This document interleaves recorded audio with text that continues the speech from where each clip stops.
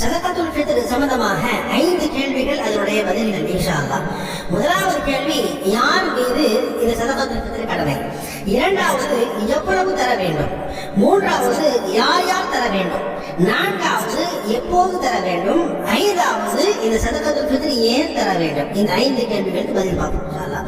முதலாவது கேள்வி, யார் மீது கடமை என்று சொன்னால், யார் மீது ஜகாத் கடமையா இருக்கிறதோ அவர்கள் மீது இந்த பெருநாளுடைய அன்னைக்கு பெருநாள் தொழுகை போறதுக்கு முன்னால இந்த சதகத்துல் ஃபித்ர் கொடுப்பது கடமையா இருக்கிறது. சரி, ஒருத்தருமே ஜகாத் கடமை இல்லை, ஆனா வசதியாக இருக்கிறார். ஜகாத் கொடுக்கும் அளவுக்கு பணம் இல்லை, ஆனாலும் வசதியாக இருக்கிறாரு. ஒருத்தர் சார்பாக 90 ரூபாய் 100 ரூபாய் அன்னைக்கு கொடுக்கறதுல எந்த விதமான சிரமம் இல்லை என்று சொன்னால் அவரும் இந்த தொகையை கொடுத்து விட வேண்டும். முதலாவது. இரண்டாவதாக, எவ்வளவு தர வேண்டும்? நாம் பொருளாகவும் தரலாம், அதே மாதிரி அதனுடைய கிரையமும் நாம் தரலாம். பொருளாக தந்தோம் என்பதாக சொன்னால் ஹனபி மதஹ்பின் பிரகாரம் 1 கிலோ 633 கிராம் கோதுமை தர வேண்டும், அல்லது அதனுடைய கிரயம் 90 ரூபாய் நம்ம தந்துவிட வேண்டும். மூன்றாவது கேள்வி, யார் யார் தர வேண்டும்? வீட்டில் இருக்கக்கூடிய கணவன், மனைவி, பிள்ளைகள் எல்லா சார்பாக தர வேண்டும். கணவன் அவரும் கொடுத்துருவாரு, மனைவி அவங்களும் கொடுப்பாங்க இன்ஷா அல்லாஹ். அதே மாதிரி வீட்டில் இருக்கக்கூடிய பிள்ளைகளுக்கும் அவங்க சார்பாகவும் பெற்றோர்கள் தர வேண்டும். பருவமடையாத பிள்ளைகள் இருக்கிறாங்க, அவங்களுக்கு கணக்கு வழக்குகள் தெரியாது என்பதாக சொன்னால் அவர்கள் சார்பாக பெற்றோர்கள் சதகத்துல் ஃபித்ர் கொடுப்பாங்க.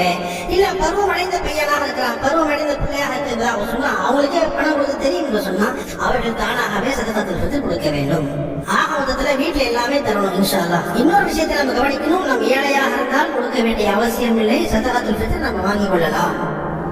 நான்காவது கேள்வி, எப்போது தர வேண்டும்? எப்போது தர வேண்டும் என்று சொன்னால் பெருநாளுடைய தொழுகை போறதுக்கு முன்னால், அதாவது ஈதுல் ஃபித்ருடைய தொழுகை போறதுக்கு முன்னாலேயே தகுதியானவர்களுக்கு நிச்சயமாக இந்த தொகை நம்ம கொடுத்து விட வேண்டும். தொழுகை முடிச்சு தரக்கூடாது, தொழுகை போறதுக்கு முன்னாலேயே முடிஞ்சாலும் கொடுத்துடலாம். இப்ப ரமலானுடைய நடுவுலையே நம்ம கொடுக்கணும் அப்படின்னு சொன்னா தாராளமாக அப்படியே நம்ம கொடுத்து விடலாம், எந்த விதமான சந்தேகம் இல்லை. ஐந்தாவது கேள்வி, ஏன் தர வேண்டும்? சதகத்துல் ஃபித்ர் ஏன் தர வேண்டும் என்று சொன்னால் இதுக்கு 3 காரணங்கள் ஹதீஸ்ல பதிவா இருக்கிறது. முதலாவது காரணம், இந்த ரமலானுடைய காலங்கள்ல நம்ம நோக்கு வச்சிருப்போம், அமல்கள் செய்திருப்போம், அது ஏதாவது குறைபாடுகள் இருந்தால் அல்லாஹ் ஜல்ல தஆலா இந்த சதகத்துல் ஃபித்ர் மூலமாக அதை சரி செய்வார். இரண்டாவது காரணம், அல்லாஹ் இந்த ரமலானில் நமக்கு அமல் செய்யக்கூடிய பாக்கியம் கொடுத்தானே, நோன்புக்குரிய பாக்கியம் கொடுத்தானே, அதற்காக அல்லாஹ்வை நன்றி செலுத்தும் வகையில் இந்த தொகையை நாம் தர வேண்டும். மூன்றாவதாக, இந்த ரமலானுடைய காலங்கள்ல நாம் பின்னாளுக்காக வேண்டி எப்படிலாம் சந்தோஷமான நல்ல துணிமணிகள் போட்டு நல்ல உணவுகள் சாப்பிடுகிறோமோ அதே மாதிரி இல்லாதவர்கள் ஏழை மக்களும் அதை சரியாக கொண்டாட வேண்டும் என்பதற்காக இந்த சதகத்துல் ஃபித்ர் ஏழை பால மக்களுக்கு நம்ம நிச்சயமாக தர வேண்டும். அல்லாஹ் ஜல்ல தஆலா விஷயத்தை சரியாக விளங்கி அதன் பிரகாரம் அமல் செய்யக்கூடிய பாக்கியம் தந்து அருள்வானாக. ஆமீன்.